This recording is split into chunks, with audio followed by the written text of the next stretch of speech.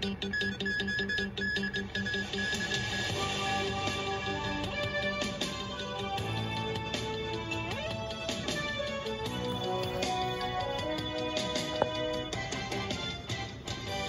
收睇晚間新聞，我係陳嘉欣。今日嘅主要新聞包括：最新流感病毒陽性嘅百分比已經超越今年年初冬季流感嘅季節最高嘅一個禮拜。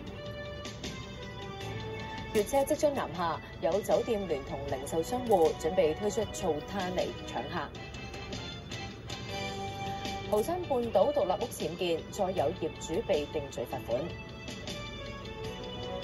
我期待同新一屆立法會衷誠合作。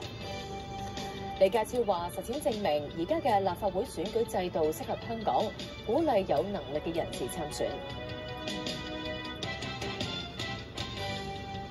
詳細嘅新聞內容，本港最新流感病毒陽性百分比已經超越今年年初冬季流感季節最高嘅一個禮拜。暫時係有451宗嘅學校爆發流感個案。衛生防護中心估計，今年夏季流感嘅疫情相當嚴峻。